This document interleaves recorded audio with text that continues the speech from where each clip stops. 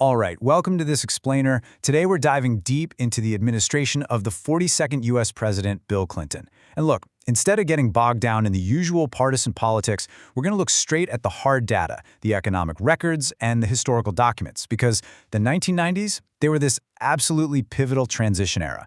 We're talking immense technological growth and massive geopolitical realignments right after the Cold War ended. So we're going to examine how the structural decisions made during this specific decade fundamentally reshaped the American economic and geopolitical landscape in ways that, frankly, we are all still feeling today. Okay, so here's our game plan for the journey ahead. 1. Origins. 2. The budget. 3. Welfare reform. 4. NAFTA. 5. Global peace accords. And finally, 6. Legacy. Let's get right into it. Section 1. The Boy from Arkansas. You know, it's actually kind of crazy how rapidly he moved through the political ranks. Born in Hope, Arkansas in 1946, he was this tenor saxophone-playing student who famously shook hands with President JFK at Boys Nation in the summer of '63. And that brief encounter really ignited his drive for public service. From there, it was a meteoric rise. He became a Rhodes Scholar at Oxford in '68, was elected Arkansas governor in '78, and ultimately won the presidency in 1992. By defeating the incumbent, George H.W. Bush, he actually became the very first baby boomer president. It represented a massive generational shift in American leadership. Section 2. Balancing the federal budget.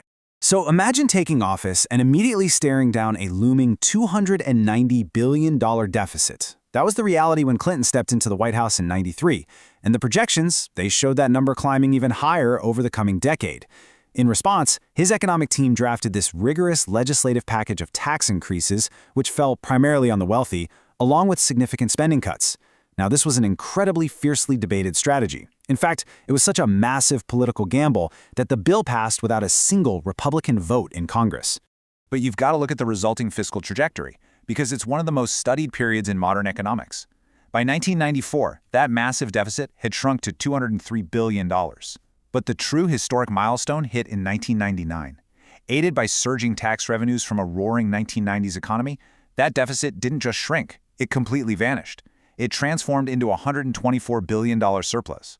Through that combination of spending restraint and economic growth, the administration achieved the first balanced federal budget in nearly 30 years. So why does all this matter? Well, this fiscal discipline, paired with the 1990s tech boom, created an environment that directly impacted everyday lives. The ripple effects of a balanced budget meant lower interest rates across the board.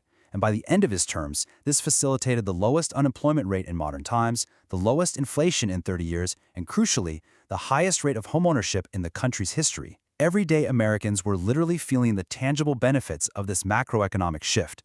Section 3. Overhauling the welfare system.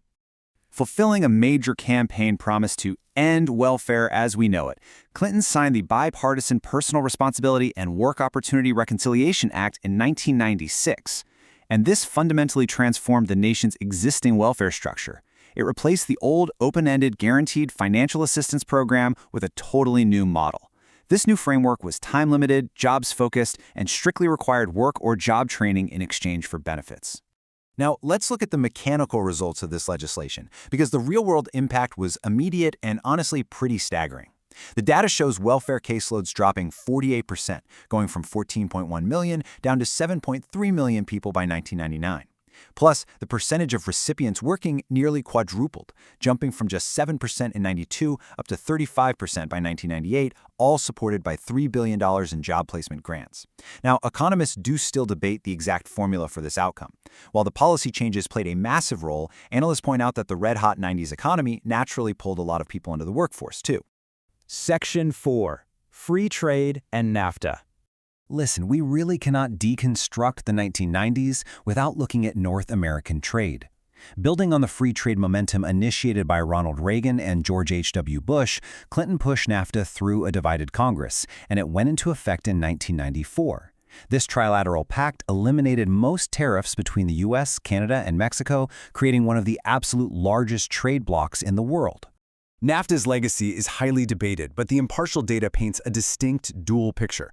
On one hand, most economists agree it brought broad macroeconomic benefits, eliminating trade barriers and boosting overall regional GDP. But on the flip side, it simultaneously caused undeniable localized economic harm. It severely disrupted specific manufacturing sectors that were suddenly exposed to cheaper labor markets and new cross-border competition. It's essentially a perfect historical illustration of how macroeconomic gains often come intertwined with very real, localized job losses. Section 5. Brokering Global Peace Accords. Beyond the realm of trade, Clinton's foreign policy resume was largely defined by his administration's approach to deep-seated ethnic and regional conflicts. For instance, following horrifying atrocities in the Balkans, the administration enacted a very specific step-by-step intervention strategy. First, NATO bombing of Bosnian Serb positions. Second, aggressive U.S.-led diplomatic bargaining by Richard Holbrooke. And third, the deployment of 20,000 U.S. peacekeepers. This culminated in the Dayton Accords, which stabilized the war-torn region with, amazingly, 0 American battle casualties. Similarly, in the Middle East, his administration played a highly visible role in facilitating the 1993 Oslo Accords.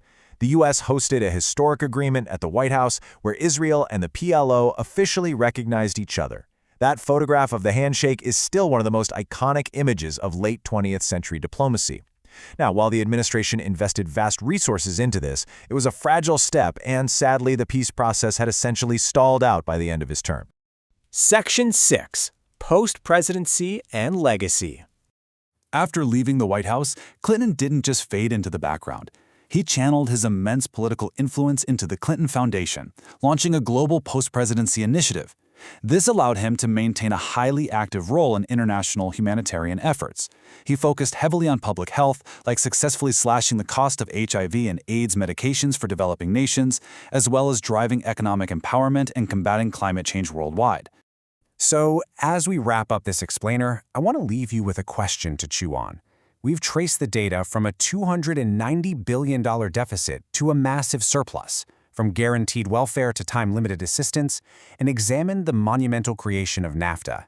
How do these aggressive deficit reductions, welfare overhauls, and trade policies of the 1990s continue to dictate our economic reality today?